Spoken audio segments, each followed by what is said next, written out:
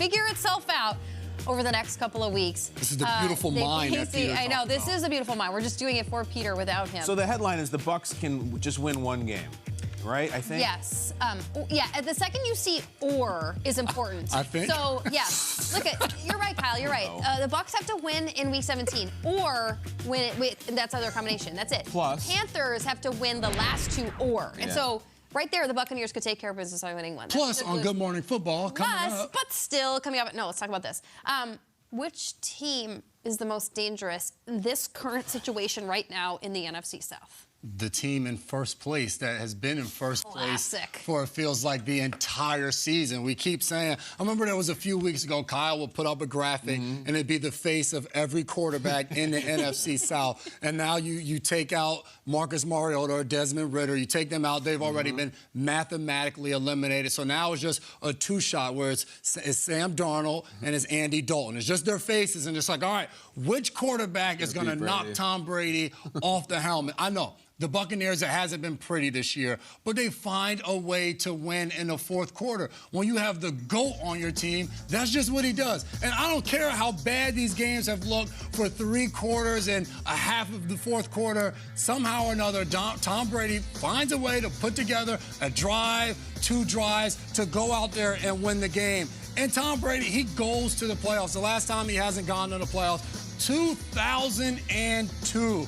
Sam Darnold, 5 years old. Andy Dalton, 15 years old. Sam Darnold, 5. He's just learning. He's coming into his own. He's gaining personality. Yeah. Dalton, on the other hand, is in high school. He's learning new things about himself. Awkward years. And yes, so awkward years is a great way to describe it. Tom Brady was already thriving in the NFL, finding a way to channel all of that hurt of not making the playoffs that year to continue to go out and go every single year But after. Jason, like you say, he figures it out a way to win the game. They lose most of their games. They're sub 500. They have a terrible record. You know the common denominator about the NFC South? They lose most of their games. that's true. Tampa Bay has won more than the last 2 teams remaining. Okay, you're right. That's a good point. Right. It's a You good know call. what we always say about watching highlights on Monday? That's evergreen content. It's undefeated. You can just keep watching it.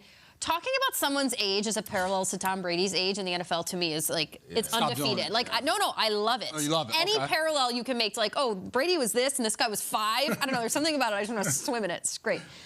Derek Brown was on our show yesterday for the Panthers, and he said something great, I think. We asked him about Steve Wilkes and what it's been like playing for the interim head coach. He goes, we want Coach Wilkes to be our next head coach. For all the things that he said, he's a Walter Payton Man of the Year nominee. We talked a lot of things with Derek Brown. That, to me, was the most important. The way this team has played for Steve Wilkes down the stretch. He took over this team at 1-4.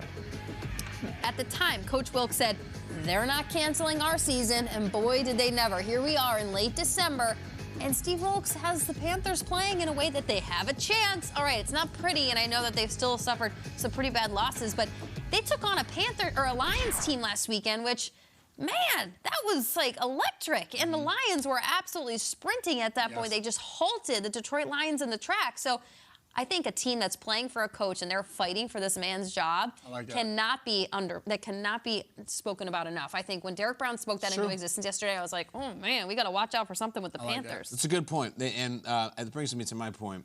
I'm going to zag a little bit here. People my age start to get dumb hobbies, you know, like all the dads, the IPAs and smoking meats and all that stuff. I have a new hobby. When I'm bored, I do a poll on Twitter. It's just so pathetic. I've seen a few. So don't bring it up yet.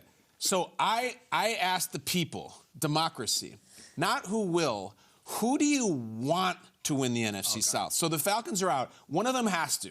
Do you want to see the Panthers, the Bucs, or the Saints in the playoffs? Who do you want? Jamie, who do you think won the poll? People. Who do they want? Who do they want to win? Yes, who do they want? I think they want the Panthers. You think the Panthers won the poll? I think the population wants the Panthers. Jason, who do you think won? Tom Brady. You think popular. Brady and the Everybody Bucs? wants to see Brady, yes. All right, here's the results of my very sophisticated poll that I do in my free time.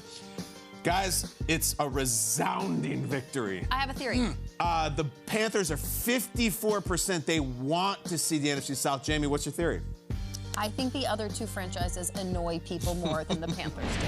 I think people are like, I don't know much if I don't know something about the NFC South, but like the Panthers annoy me the least, so I'm going to go with the Panthers. Benign, just kind of soft. Panthers. Plus, most people replied, none of them should win. But guys, that's not allowed. I can't do that for you. Until we change the rules, someone has to have the home playoff game.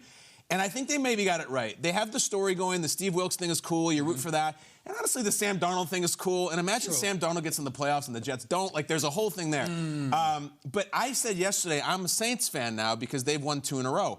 However, it's Panthers Wednesday here in Good Morning Football. And the Panthers have won 3 out of 4, which in that division, you hang a banner. It is a dynasty. There's duck boat parades all up and down Charlotte. So, guys, I'm back. I think the people are right. I think Carolina is right. And they play Tampa this weekend. You thought those scenarios were disgusting that we put up on the screen? Here's my hope for Carolina versus Tampa.